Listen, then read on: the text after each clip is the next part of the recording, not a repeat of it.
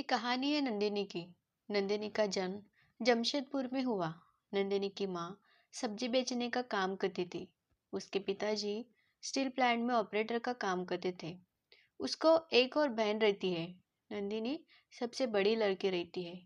दोनों बहनें पढ़ाई और कामकाज में होशियार रहती है। दोनों के उम्र में 2 साल का अंतर रहता है। नंदिनी 18 साल की और उसकी बहन 16 साल की रहती है। उनकी घर की हालत ठीक ठाक थी। ज़्यादा अमीर भी नहीं और ज़्यादा गरीब भी नहीं। दो बेटियां होने के कारण नंदिनी के माँ बाप को लोग बोलने लगे, बेटियां है, इनकी शादी कर दो, नहीं तो कहीं भाग के जाकर तुम्हारा नाक कटवा देगी। वैसे भी आपको बेटा तो नहीं है, दो बेटियां, वो भी पराया धन। नंदिनी के माँ पिताजी हमेशा लोगों की ताने सुनते थे। एक दिन नंदिनी की माँ नंदिनी के पिताजी से बोलती है, मुझे लगता है कि नंदिनी 18 साल की हो गई है, इसकी शादी कर देंगे। उसके पीछे पीछे छोटी वाली भी आ रही है। उसके पिताजी बोलते हैं, ठीक है, नंदिनी के लिए रिश्ते देखना शुरू करते हैं। एक दिन पड़ोस के गांव वाले एक शुभम नाम के लड़के का रिश्ता आता है। वो अपने माँ बाप का अकेला लड़का रहता है। शुभम को रशिया मेडिकल की पढ़ाई करने के लिए जाना था। शुभम के माँ बाप ने सोचा, रशिया जाने से पहले इसकी शादी कर देंगे, कहीं ये विदेशी लड़की शादी करके तो ना लाए, इसलिए उसकी शादी कर देंगे। वो लोग नंदिनी को देखने के लिए आ गए। नंदिनी देखने में सुंदर थी। शुभम को भी नंदिनी पसंद आ गई। कुछ दिनों बाद नंदिनी की शादी हो जाती है। नंदिनी अपने पति के साथ ससुराल में रहने लगी। नंदिनी के सास ससुर बहुत अच्छे थे। उनके पास बाइक का शोरूम था। घर के अच्छे थे। शुभम की कुछ कमाई नहीं थी, तब भी वो नंदिनी की हर जरूरत पूरे करते थे। नंदिनी को एकदम राजकुमार की तरह रखते थे। शादी को 3 महीने हो गए। अब शुभम को पढ़ाई करने के लिए रशिया जाना था। शुभम को नंदिनी की आदत हो गई थी। उसका जाने का मन नहीं हो रहा था। नंदिनी भी उदास हो गई, लेकिन क्या करते, जाना तो था ही। शुभम रशिया चला गया और उसकी पढ़ाई भी अच्छे से शुरू हो गई। नंदिनी अपने सास ससुर के साथ में रहने लगी, उनकी सेवा करने लगी। वो लोग उसको बेटी की तरह प्यार करते थे। 7 महीने बाद की बात है, उनको शुभम का कॉल आता है। जिसका डर था वही हो गया। शुभम ने रशियन लड़की से शादी कर ली। अब नंदिनी का तो घर उजड़ गया। वो फूट फूट कर रोने लगी। शुभम के माता पिता ने उसे समझाया, बेटा, कुछ दिन बाद वो सुधर जाएगा, उसको कैसे भी करके अपने देश वापस बुलाते हैं, फिर उसको वापस जाने ही नहीं देंगे। नंदिनी ने भी अपने दिल को समझाया, इंतजार में थी, शुभम लौट के आएगा तो सब कुछ ठीक हो जाएगा। लेकिन कुछ भी ठीक नहीं हो रहा था। शुभम अपने देश वापस लौटने को तैयार ही नहीं था। ऐसे ही दिन निकल गए। 1 साल हो गया। एक दिन शुभम ने कॉल किया, बोला, मुझे बेटा हुआ है, और उसकी फोटो भी भेज दिया। बेटा काफी हैंडसम था। ये सब सुन के नंदिनी मन ही मन टूट रही थी। अब उसके सब्र का बांध टूट गया। वो रोने लगी और बोलने लगी, अब मैं शुभम का इंतजार नहीं कर सकती। उसने तो अपनी गृहस्थी बसा ली। शुभम के माँ पिताजी नंदिनी को बोलने लगे, बेटा, हमें भी अफसोस है, हमारा बेटा हरामी निकल गया है। वो गोरी औरत के पीछे दीवाना हो गया है। तू चिंता मत कर, आज से शुभम का और हमारा रिश्ता खत्म। तू हमारे साथ ही रहेगी बेटी। अब तू ही हमारा सहारा है। तू हमारा साथ मत छोड़ना बेटा। नंदिनी भी इमोशनल हो गई, बोलने लगी, मैं आपको अकेला छोड़ के कहीं नहीं जाऊंगी। नंदिनी की इच्छा थी कि वो आगे पढ़ाई पूरी करे। शुभम के माता पिता ने उसकी पढ़ाई पूरी करने के लिए पूरी सहायता की। वो अच्छा पढ़ी। एक दिन शुभम के माता पिताजी आपस में बात करने लगे।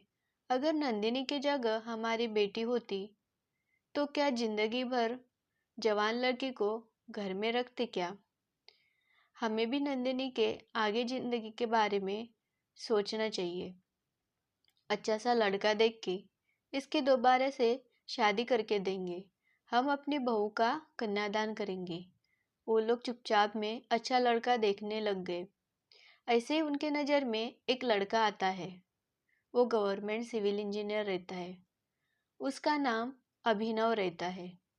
अभिनव की एक लड़की के साथ शादी तय हो गई थी। वो लड़की भी आईटी कंपनी में जॉब पर थी। अभिनव ने बड़ी धूमधाम से शादी कर ली थी। शादी होने के बाद दोनों का गृह प्रवेश हो गया। सब शादी की वजह से थक गए थे, सब सो गए। सुबह उठे तो क्या देखा, अभिनव की बीवी दिख ही नहीं रही थी। बाद में पता चला वो अपने बॉयफ्रेंड के साथ भाग गई।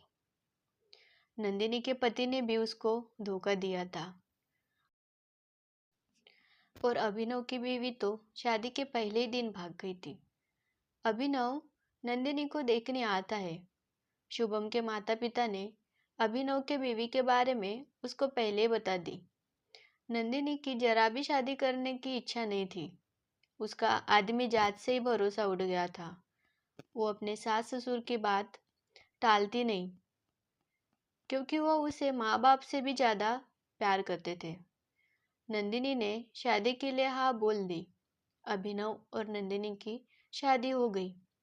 दोनों को सच्चे प्यार की तलाश थी, क्योंकि दोनों को अपने पहले साथी से धोखा मिला था। नंदिनी ने तो शुभम के साथ 3 महीने साथ बिताए, लेकिन अभिनव के लिए नंदिनी पहली औरत थी। वो नंदिनी को पहली बीवी के नज़र से ही देखता था। अभिनव के लिए सब कुछ नया था। उसको नंदिनी के प्रति लगाव आ गया। दोनों शादी के बाद हनीमून के लिए लक्षद्वीप गए। अभिनव तो खुश था, लेकिन नंदिनी के मन में डर था, क्योंकि उसके पहले पति ने उसको धोखा दिया था। उसके मन में डर बढ़ गया था। दोनों लक्षद्वीप के होटल में पहुंच गए। होटल एकदम समुद्र के किनारे पर था। रूम के बालकनी के बाहर उनका प्राइवेट स्विमिंग पूल था। दोनों फ्रेश होकर स्विमिंग पूल किनारे पर चेयर पर बैठकर जूस पी रहे थे। उतने में ही नंदिनी की चेयर स्लिप हो गई और वो स्विमिंग पूल में जाकर गिर गई। स्विमिंग पूल की गहराई 7 फुट थी। नंदिनी को स्विमिंग नहीं आती थी। वो घबरा गई। वैसे ही अभिनव ने पानी में छलांग मारी और नंदिनी को बाहर निकाला। जैसे ही अभिनव ने नंदिनी को अपने बाहों में पकड़कर बाहर निकाला, नंदिनी को अलग सा एहसास होने लगा। अभिनव के छूने से उसको अच्छी फीलिंग आ रही थी। अभिनव को भी उसको बाहों में पकड़कर आसमान में उड़े जैसे हो रहा था। नंदिनी और अभिनव ने कपड़े चेंज किए और दोनों बीच पर घूमने के लिए निकल गए। अब नंदिनी के मन में अभिनव के प्रति भरोसा हो रहा था।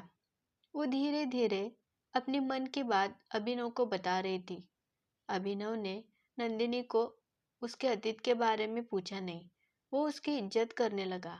अब दोनों ने एक दूसरे को अपनी दिल की बात बता दी और दोनों को एक दूसरे के प्रति पति पत्नी वाली भावनाएं आने लगी। अगले दिन दोनों हाथ में हाथ डालकर पूरे लक्षद्वीप की सैर की। दोनों की नजदीकियां बढ़ने लगी। दोनों अपने सुकून के प्यार भरे पल जी रहे थे। 7 दिन हो गए। उनका हनीमून खत्म हो गया। वो लोग अपने शहर चले गए। अभिनव की छुट्टियां खत्म हो गई। वो अपने ड्यूटी पे जाने लगा। दोनों का रिश्ता बहुत अच्छे से चल रहा था। समझ लो इन दोनों की जोड़ी भगवान ने बनाई हो। दोनों एक दूसरे के प्रति वफादार थे। अपनी अपनी जिम्मेदारी अच्छे से संभाल रहे थे। कभी झगड़ा नहीं, कुछ नहीं। पहले ही महीने में नंदिनी गर्भवती रहती है। जैसे ही उसको पता चला वो माँ बनने वाली है, सबसे पहले उसने शुभम के माँ पिताजी को ये खबर सुनाई। क्योंकि अब उसका महका वही था। वो लोग माँ बाप का फर्ज अच्छे से निभा रहे थे।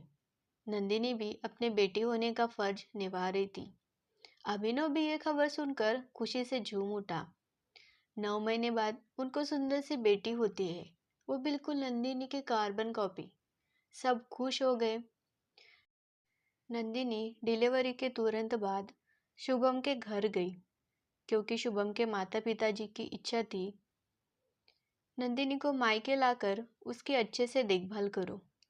अभिनव ने भी उसको जाने दिया। 1 महीने बाद शुभम और उसकी गोरी बीवी अपने बच्चों को लेकर इंडिया में आते हैं। घर जाकर शुभम देखता है कि नंदिनी के हाथ में बच्ची। वो अपने माँ पिताजी से बोलने लगता है, आप इस नंदिनी के कारण मेरे से बात नहीं कर रहे हो। इसने तो अपना मुंह काला करके बच्ची पैदा की है। शुभम की और उसके घर वालों की बातचीत बंद थी, तो उसे नंदिनी के बारे में कुछ पता नहीं था। ये बात सुनकर शुभम के पिताजी ने उसको जोर से थप्पड़ मारे और बोले, खामोश, इसके आगे एक भी शब्द नहीं बोलना। तुझे पता भी है, तेरे जाने के बाद हमारी सेवा सिर्फ नंदिनी ने की, बेटी बन के। तू तो हरामी निकल गया। हमें उसका अकेलापन अच्छा नहीं दिख रहा था, तो हमने उसकी शादी कर दी। अच्छा करे उसकी शादी करा दी, तू तो उसके लायक नहीं था। ये सब देख के नंदिनी को अच्छा नहीं लग रहा था। शुभम को देखकर उसको घुटन होने लगी थी। जैसे वो शुभम को देखती थी तो उसको पुराने दिन याद आ रहे थे। कैसे उसने उसको धोखा दिया, ये सब उसने अपने पति को बुलवाकर वो अपने घर चली गई। शुभम के माँ पिताजी शुभम को बेटे को देखकर इमोशनल हो गए। आखिरकार वो उनका खून है। उन्होंने अपनी आधी जायदाद शुभम के बेटे के नाम पर कर दी और आधी नंदिनी के बेटी के नाम, क्योंकि उन्होंने नंदिनी को दिल से अपनी बेटी मान लिए थे। नंदिनी जैसे ही घर गई अपने पति को बोलने लगी, शुभम को देख के ना मुझे घुटन होने लगी थी, इसलिए मैंने आपको बुलवाया। अभिनव बहुत ही समझदार इंसान था। वो नंदिनी के हर इमोशन को समझता था। उसने उसको शांत किया और समझाया, पुराने अतीत को तू भूल जा। तू भूल जा कि तेरी शादी शुभम से हो गई थी। हर वो याद, हर वो पल तू भूल जा। तूने शुभम के साथ कुछ पल बिताए। तू अपने दिल को समझा दे कि तेरी शादी मेरे साथ हो गई है। हमारी एक बेटी भी है। नंदिनी की आंख से खुशी के आंसू निकलते हैं। उसे लगता है मैं कितनी भाग्यवान हूँ, मुझे अभिनव जैसा पति मिला। एक दोस्त की तरह मुझे समझाता है। वो अभिनव के कंधे पर सिर रख के थोड़ी देर के लिए रिलैक्स होती है। अब वो मन में ठान लेती है, अब मुझे उस शुभम से कुछ मतलब नहीं है। मेरे सामने आएगा तो भी मुझे कुछ फर्क नहीं पड़ता। वो पहले जैसे ही शुभम के माँ पिताजी की सेवा करती रही। नंदिनी और अभिनव एक आदर्श पति पत्नी की तरह रहने लगे, एकदम प्यार से। 1 साल बाद उनको एक बेटा भी हो जाता है। नंदिनी और अभिनव का सिर्फ नाम से ही पुनर्विवाह था, लेकिन वो एक पहले विवाह जैसे ही जिंदगी जीने लगे। भगवान ने इन दोनों की जोड़ी ऊपर से बनाई हो। उनकी पहली शादी एक दुर्घटना है जो नहीं होनी थी। धन्यवाद। Please like, share and subscribe. ऐसी अच्छी अच्छी कहानी के लिए हमारी चैनल को सब्सक्राइब कीजिए। अगर आपको ये कहानी पसंद आई है तो लाइक करना ना भूलें। धन्यवाद।